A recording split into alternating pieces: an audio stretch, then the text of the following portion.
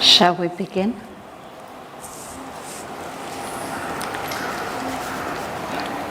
The last session, we finished Book 2, Canto 5. So today we can start Book 2, Canto 6. The kingdoms and godheads of the greater life. Last time we were still in the little life, no? And King Ashwapati, on this last page, 172, he has again passed through this misty, chaotic region between the plains. It sounds a terrible place.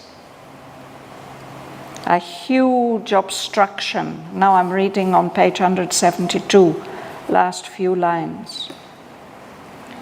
A huge obstruction, its immobile heart, the watching opacity multiplied as he moved, its hostile mass of dead and staring eyes.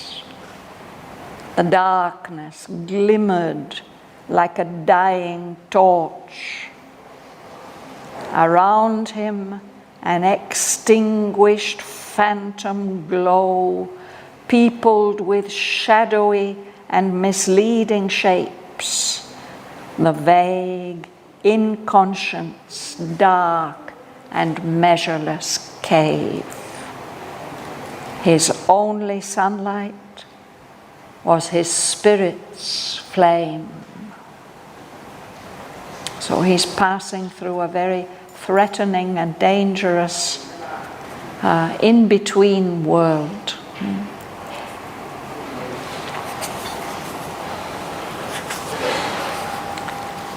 As one who between dim receding walls towards the far gleam of a tunnel's mouth, hoping for light, walks now with freer pace and feels approach a breath of wider air. So he escaped from that grey anarchy. Into an ineffectual world he came, a purposeless region of arrested birth, where being from non-being fled and dared to live, but had no strength long to abide.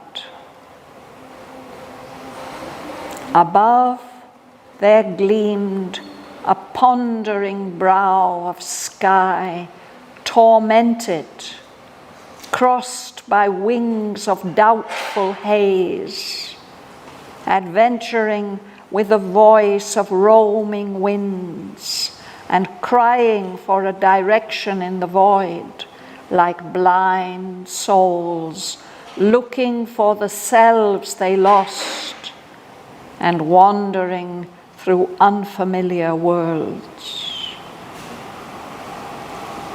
Wings of vague questioning met the query of space.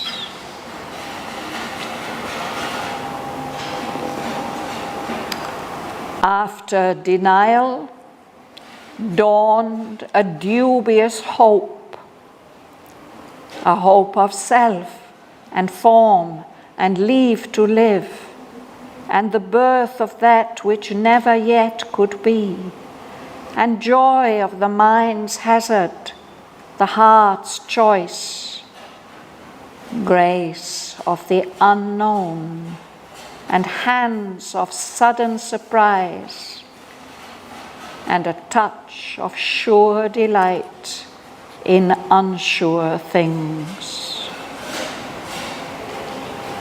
To a strange, uncertain tract his journey came, where consciousness played with unconscious self, and birth was an attempt or episode. A charm drew near that could not keep its spell, an eager power that could not find its way, a chance that chose a strange arithmetic, but could not bind with it the forms it made, a multitude that could not guard its sum, which less than zero grew, and more than one.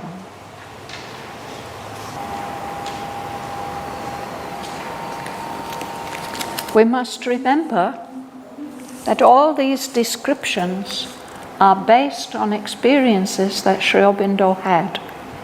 He's not just making it up. He experienced it.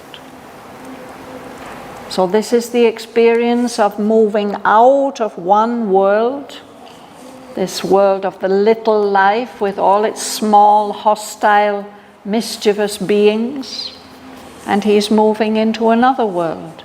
And he passes through this strange, misty, also a very unclear region.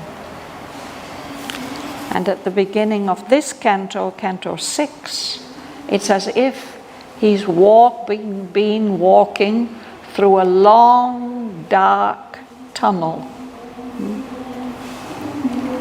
And then as if you look through a long, dark tunnel and walk, eventually you may feel some light at the end.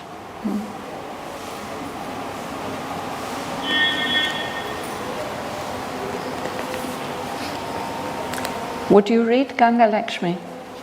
Yes. The kingdom and domains of the greater life. As one between him receding walls towards the far beam of the tunnel's mouth, hoping for life, walks now with a freer pace, and feels approach a breath of wider air. Wider air. So he escaped from that grey anarchy. That grey anarchy, that confused and confusing, dim world where you don't know where you are and how things work. He escaped from that, like somebody walking through a long, dark tunnel. After a long time, he may feel, before he sees the light, he feels a fresh air. He feels approach a breath of wider air. So he comes out of that grey anarchy. But the world he comes into is also not very wonderful. You read Philomena. Into an yes, yeah. Ineffectual world he came. Purposeless region of arrested birth, where being from not being fled and died, to live, but had no strength drawn to it abide. Yes, he came into an ineffectual world. Nothing much is happening there. There seems to be no purpose or aim in that region of arrested birth. Things are being born, but not fully born. On the way to being born, they get stopped, arrested, stopped.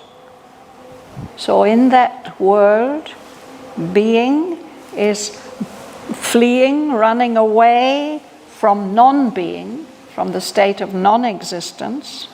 It dares to live, but it has no strength to remain for very long, no strength long to abide. And then there's a description of what that world looks like. Kamala.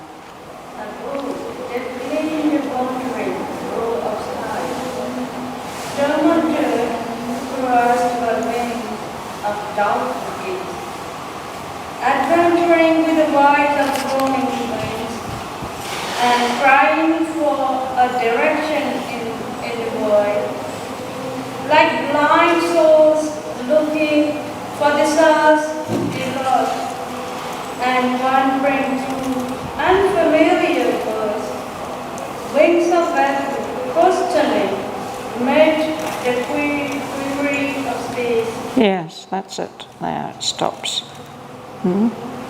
So when he comes out of this tunnel, there's a sky. He can see a sky. There's some kind of light above. There gleamed a pondering brow of sky. This is your brow, this part here. So there's some, perhaps clouds hanging over that world. And those clouds are tormented. The sky is being crossed by wings of doubtful haze. So there's a heavy sky lowering over this scene, and mists are passing by above. So those wings of doubtful haze, it's not wings of birds, it's wings of clouds. But they make a sound. There's a sound, or the winds make a sound. Adventuring, those wings are crossing, adventuring with a voice of roaming winds, and crying for a direction in the void, in the emptiness. So it's a very lost sort of space. Sri Aurobindo says those wings of doubtful haze, that sound, they are like blind souls looking for the selves they have lost. They've lost themselves, and they are wandering through unfamiliar worlds. So again he has this word of wings. Wings of vague questioning met the query of space. So the wings, like beings flying through this misty region, it's as if they are asking a question, and all that comes back to them is the question of space. It doesn't have any answer to give. It's just why, what, where are we? That's the first impression. Yes? Meaning of query. Sorry? Meaning of query. Query, a query. A query is a question. Previous also questioning. Yeah. It makes again the question. Another query, another question. Yeah. So, but there's a full stop, and that marks a stage in the journey. And the next sentence tells of something else that's happening. Suresh, would you read? After denied want the revealed hope, the hope of self and some To live.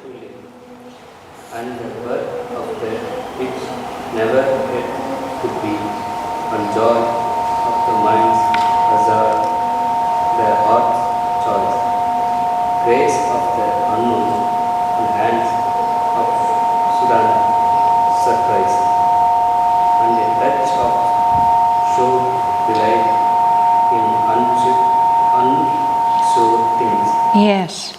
So it's like each sentence is a step in this journey of King Ashvapati. So after that feeling of denial that we don't know anything here, It's as if a bit more light comes, some hope, but it's still a dubious hope. It's not sure of itself. It's full of doubt. But still, although that hope is dubious, there is the hope of self, the possibility of existing, of having a form, of being allowed to live. Here it says leave to live. It's like permission, being given permission to live. And the hope of a birth, the birth of something which had never been able to exist before. The birth of that which never yet could be. So far it hadn't been able to be, but now there's a hope that it could begin to be. So there's a kind of joy. The mind thinks, oh, maybe, mind's hazard, maybe something can happen. Hazard, it's taking a chance. The hope of the heart's choice.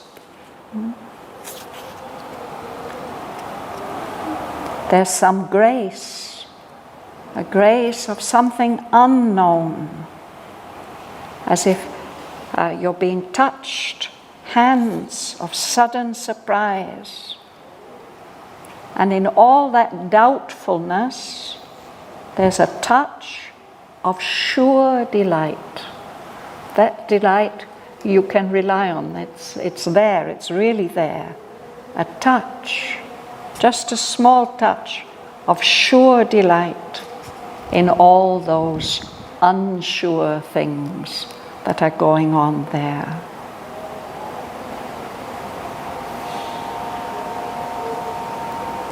Bhuvana, would you read? To a straight, uncertain track his journey came, where consciousness played with unconscious self, and birth was an attempt or episode.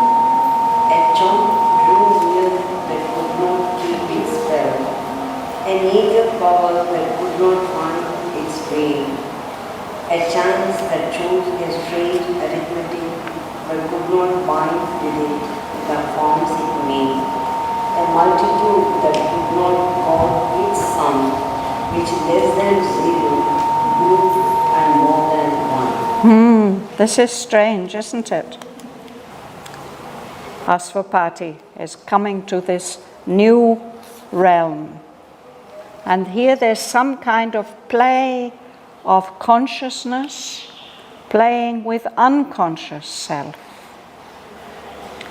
Things are trying to be born, an attempt or an episode. It just, you're born for a very short time.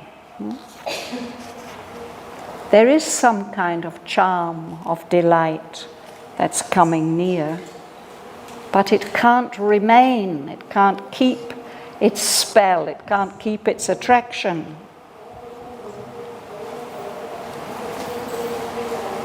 There's this eager power which wants to be, but couldn't find its way. There's a chance, but that chance seems to be choosing to manifest a strange arithmetic. So he explains what it's like. It couldn't bind with it the forms it made. That eager power is trying to find its way, it's making forms, but it can't enable those forms to continue to exist for very long. There are many of them, a multitude of those forms, but you can't ever count how many there are, because it's the sum is varying all the time. And sometimes it becomes even less than zero. And sometimes it becomes more than one. I remember Shraddhavan speaking to us about these lines and explaining that in modern physics, they have detected a stage like this, when things are coming into existence and going out of it again almost immediately. And there seems to be positive and negative numbers, real matter and dark matter, negative matter. A multitude that couldn't guard its sum, it couldn't remain what it is.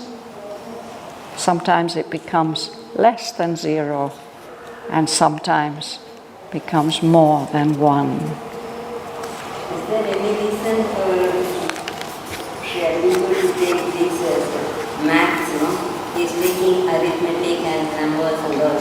Is there any reason for it? I can't tell you, Bhuvana. These are very, very mysterious lines, and it's a very mysterious place, isn't it? Well, of course, there must have been a reason. He must have experienced this strange state between worlds. Because he says strange arithmetic. He says strange arithmetic. Yes, it's a strange arithmetic. Well, we rely on another kind of arithmetic, and we think that the arithmetic we know we can rely on. But there in that state, you can't rely on it at all. You like to read? Arriving at a large and a shallow sense that carry not to defend its feeding breath. Life liberated in a strange and mighty hair, denuded of her sweet magnificent sun. So he says here that he's talking about life. And here this is at least the beginning of the greater life. We've been in the lesser life, no? So gradually he arrives at a realm. There seems to be some kind of large but shadowy sense, a sense of something that you can feel or a significance. But that sense doesn't care about making itself clear. It doesn't care to define, to make clear its fleeting drift. It's just drifting, changing, being more and less. It doesn't care to define itself, to make it clear. Life is laboring, working in this strange, here he uses this word again, a strange and mythic air. One is not sure whether this air is real or only an illusion. No? Life is denuded of her sweet, magnificent suns. The suns of life that give direction and light to life as it evolves.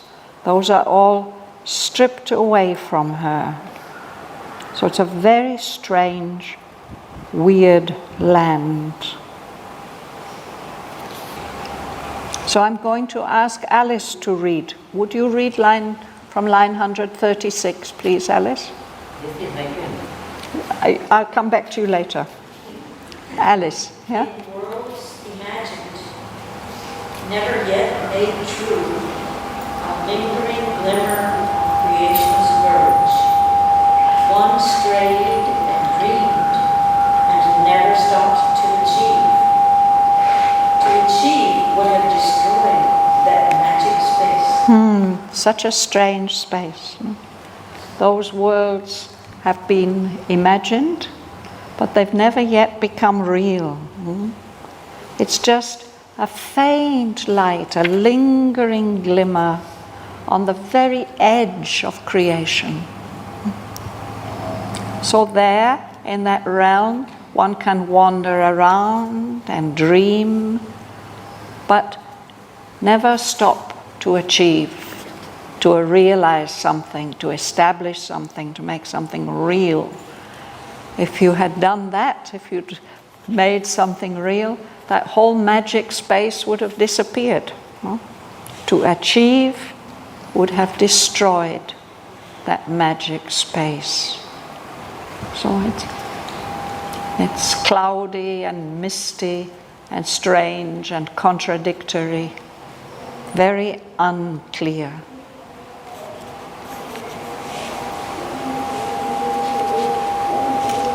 Alexander. The marvels of the twilight wonderland, full of a beauty strangely vague domain, a surge of fanciful realities, dim tokens of a splendor sealed above, awoke the passion of the eye's desire, compelled belief in the enamored thought, and drew the heart, but led it to no goal. So this is a twilight wonderland, a magic world, only half lit.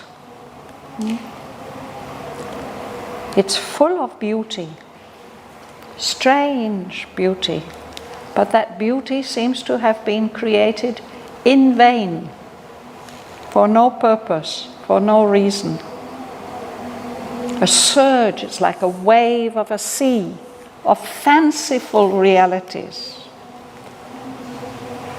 Dim tokens, they're just signs, faint signs of a splendor sealed above. He's used this word splendor with a capital S. This must have some meaning, some significance. This is that secret splendor from the higher realms, no? But that's hidden, that's sealed. It's above, but it's sealed up. But those dim tokens of that splendor awoke the passion of the eye's desire. One loves to see those things, one wants to see them more and more. It compelled belief on the enamored thought that beauty is such that you want to believe in it, that it must exist, no? It attracts the heart, but it doesn't lead it to any goal. The heart is still wandering, not finding what it needs.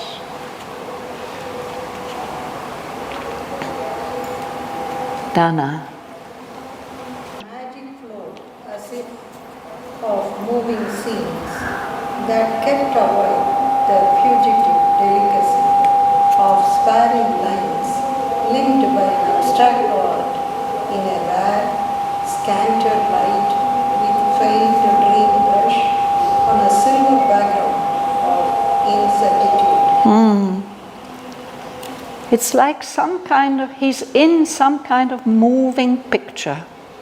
It's a little bit like the dream twilight of the ideal that Savitri passes through much later on. Moving scenes. They're just there for a moment, that kept a while. They're fugitive delicacy. They appear and they disappear. And they're very delicate, unclear, beautiful, sparing lines. Just very, as if you're making a drawing with very faint outlines. No? It says, limned by an abstract art. So we don't see any recognizable forms. And these lines are being drawn in a rare, scanted light. So in painting, if you use a light color, but with only very little color, it's being drawn with a faint dream brush. Even the brush is faint, no? On a silver background of incertitude.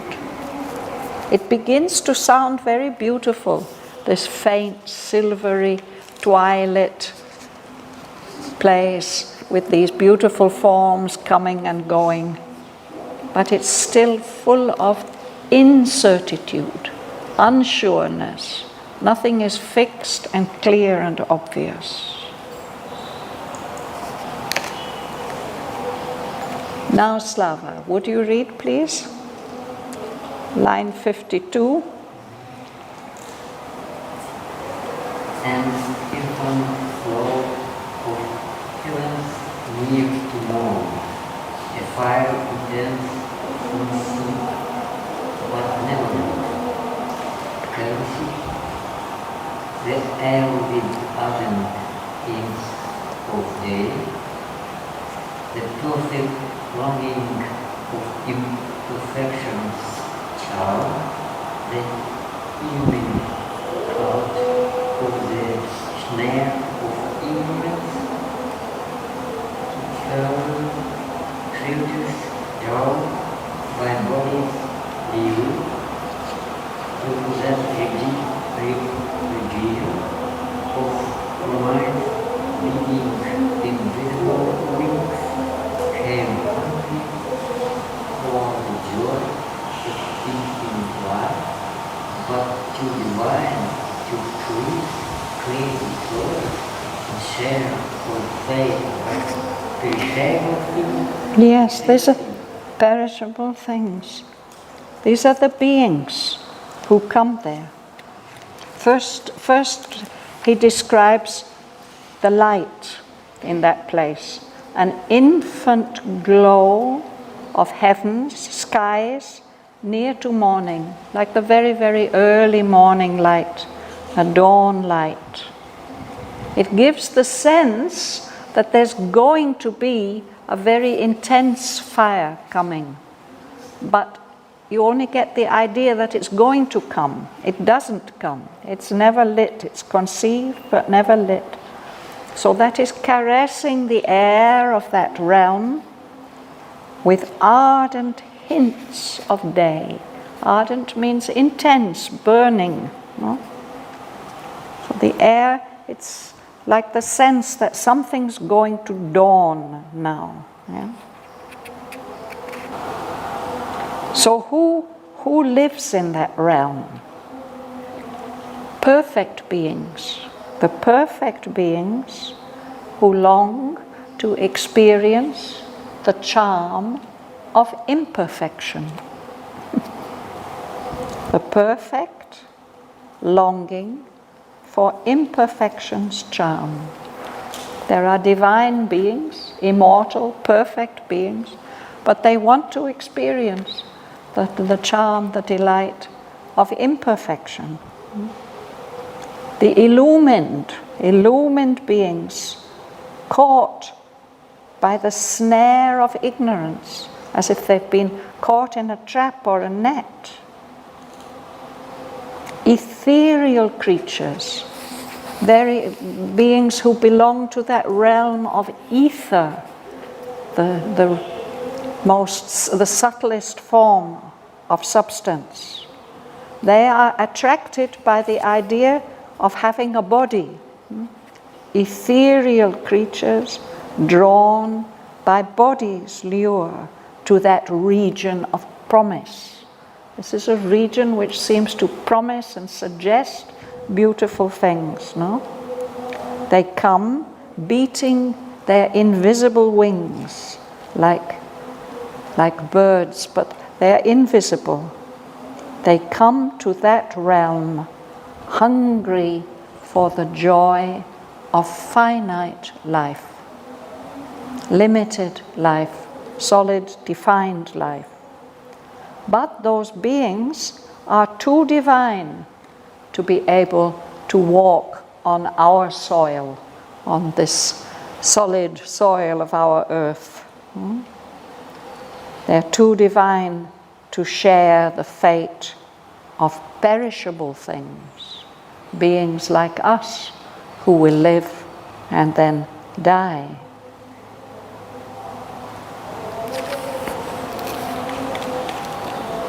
I think it's nice if we read to the break. Would you Go on, please, Ganga Lakshmi. The children of the unembodied gleam. The children of the unembodied gleam rise from a formless thought in the soul, and chased by imperishable desire, traverse the field of pursuing blaze. The wheels of unpersisting faith walk them. Life was a search, but finding never ended. Yes. So the children of the unembodied gleam, they don't have bodies, they don't have fixed forms, but they have some light. No?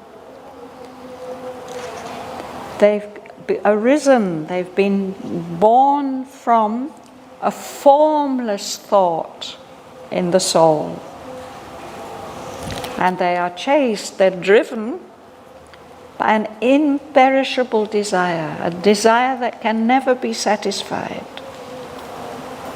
Those beings, these children of the unembodied gleam, are traversing the field of the pursuing gaze. As he looks, they cross his field of vision and then they disappear again.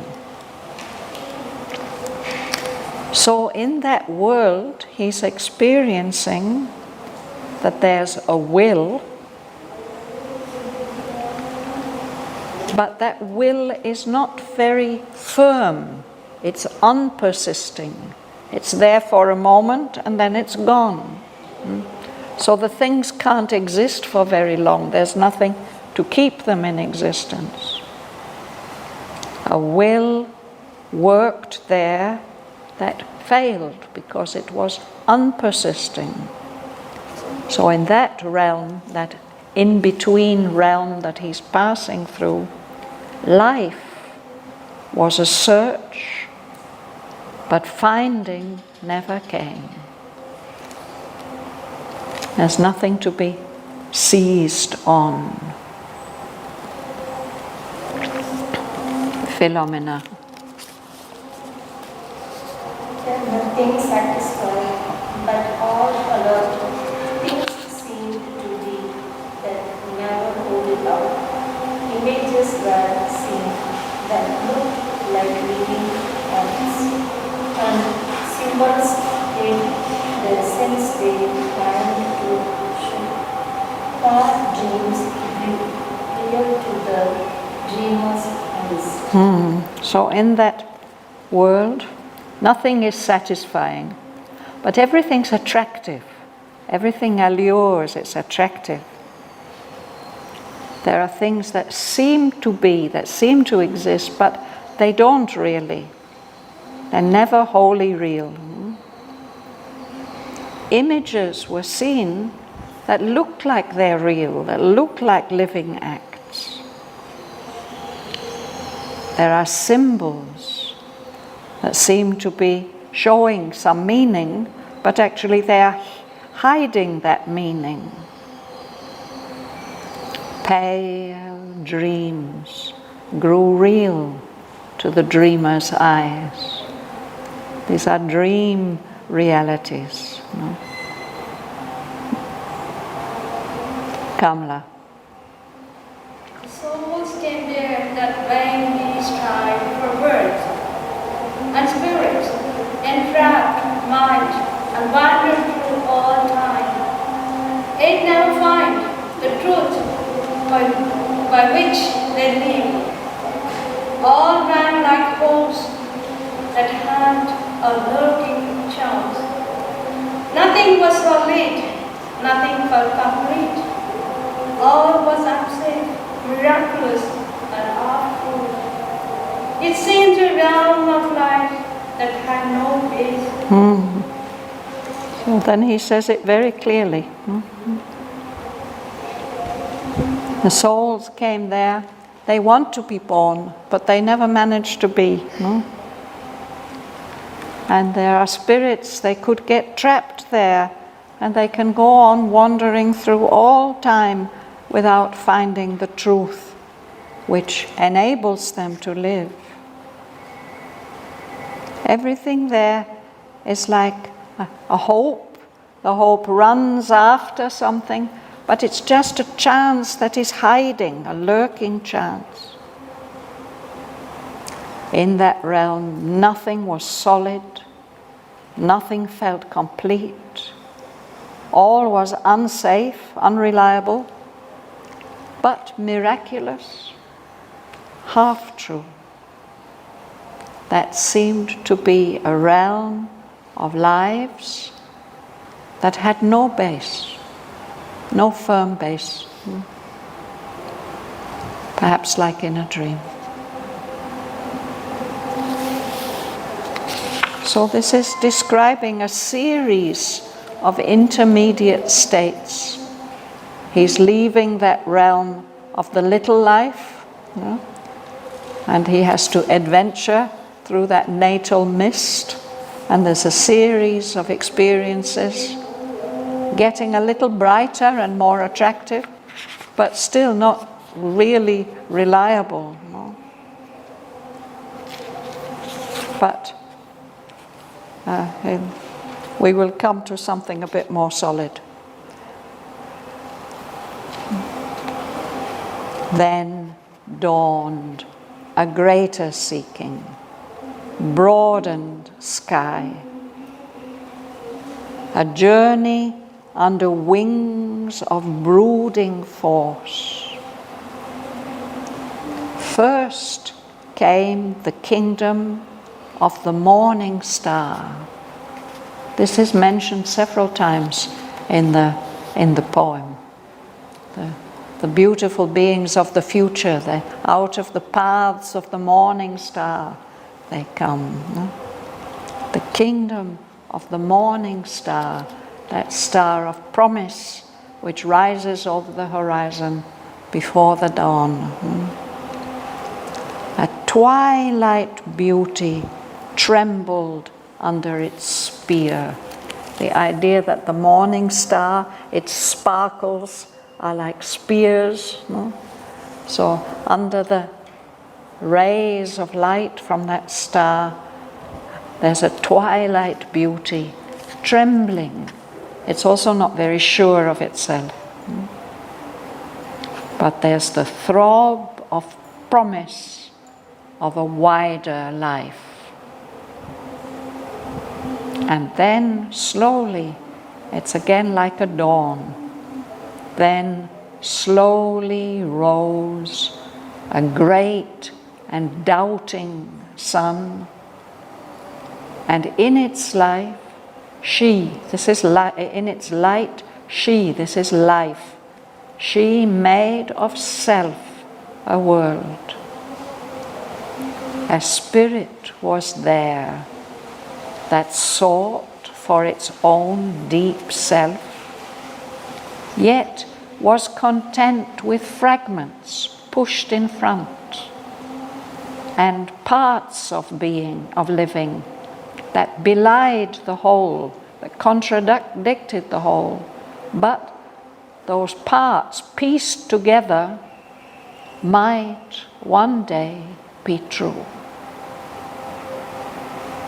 Yet something seemed to be achieved at last. A growing volume of the will to be, a text of living and a graph of force, a script of acts, a song of conscious forms burdened with meanings fugitive from thought's grasp and crowded with undertones of life's rhythmic cry, could write itself on the hearts of living things. In an outbreak of the might of secret spirit, in life and matter's answer of delight, some face of deathless beauty could be caught, that gave immortality to a moment's joy. Some word that could incarnate highest truth leaped out from a chance tension of the soul. Some hue of the absolute could fall on life. Some glory of knowledge and intuitive sight. Some passion of the rapturous heart of love.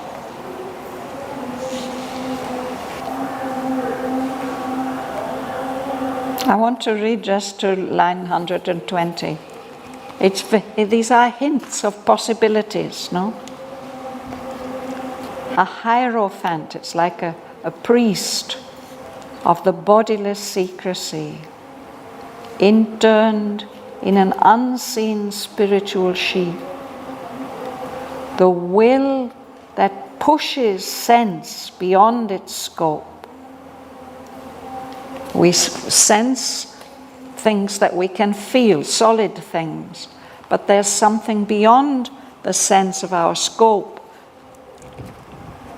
of touch, to feel the light and joy intangible, that can't be felt with our senses.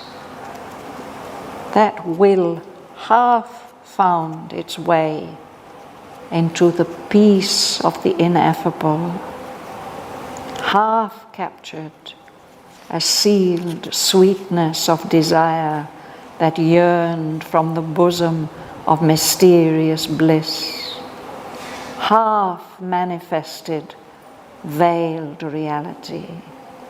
Something is beginning to be manifested. A soul not wrapped into its cloak of mind could glimpse the true sense of a world of forms, illumined by a vision in the thought, upbuoyed by the heart's understanding flame. It could hold in the conscious ether of the spirit the divinity of a symbol universe. This is the beginning of the kingdom of the greater life. It gets half manifested in the subtle worlds before it can be completely realized.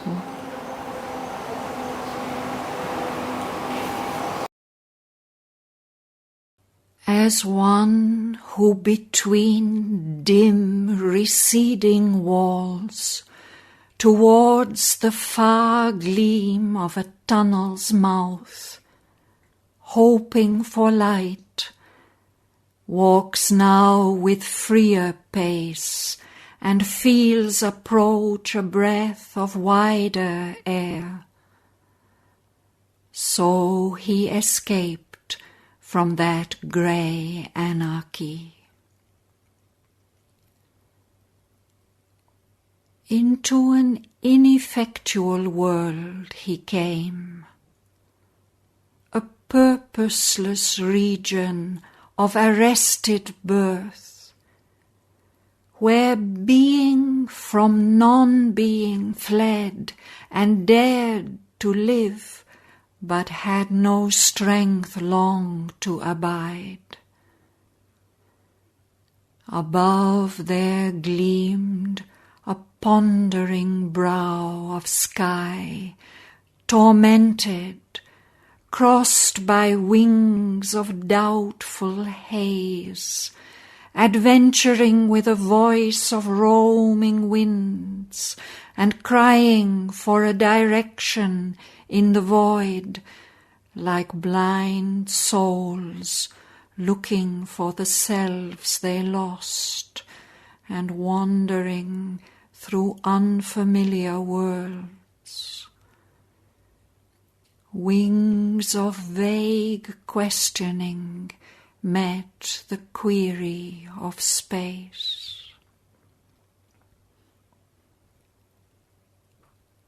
After denial dawned a dubious hope, a hope of self and form and leave to live, and the birth of that which never yet could be, and joy of the mind's hazard, the heart's choice, grace of the unknown, and hands of sudden surprise, and a touch of sure delight in unsure things. To a strange, uncertain tract his journey came, where consciousness played with unconscious self, and birth was an attempt or episode.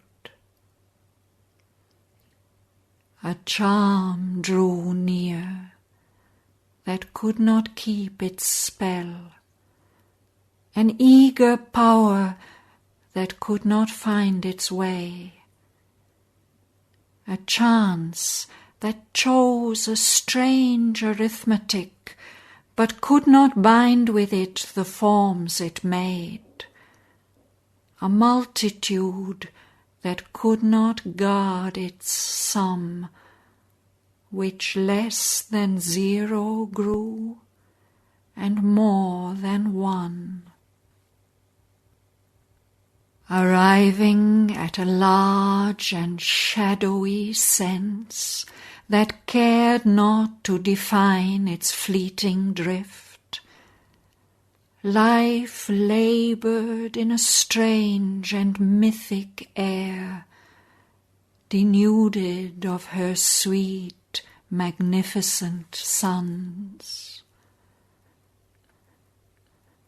In worlds imagined, never yet made true, a lingering glimmer on creation's verge, one strayed and dreamed and never stopped to achieve. To achieve would have destroyed that magic space.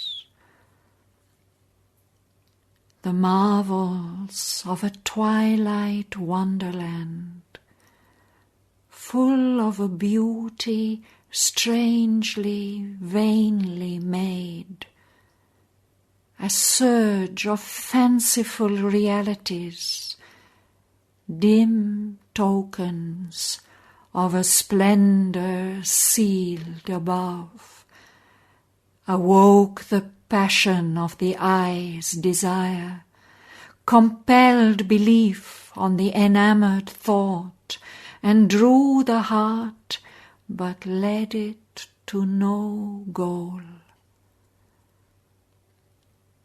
A magic flowed, as if of moving scenes that kept awhile their fugitive delicacy, of sparing lines, limned by an abstract art, in a rare scanted light, with faint dream brush, on a silver background of incertitude.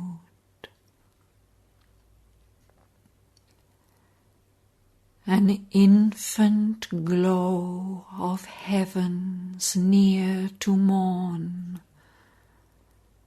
a fire intense, conceived but never lit, caressed the air with ardent hints of day. The perfect, longing for imperfection's charm, the illumined, caught by the snare of ignorance, ethereal creatures drawn by body's lure to that region of promise, beating invisible wings, came hungry for the joy of finite life, but too divine to tread created soil and share the fate of perishable things.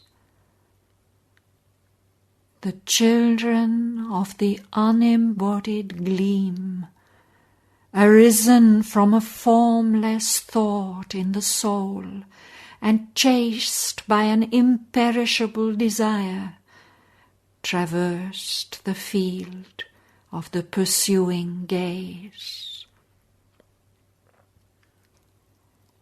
A will that unpersisting failed worked there. Life was a search, but finding never came. There nothing satisfied, but all allured. Things seemed to be that never wholly are. Images were seen that looked like living acts, and symbols hid the sense they claimed to show. Pale dreams grew real to the dreamer's eyes. The souls came there that vainly strive for birth, and spirits entrapped might wander through all time, yet never find the truth by which they live. All ran like hopes that hunt a lurking chance. Nothing was solid, nothing felt complete. All was unsafe, miraculous, and half true. It seemed a realm of lives that had no base.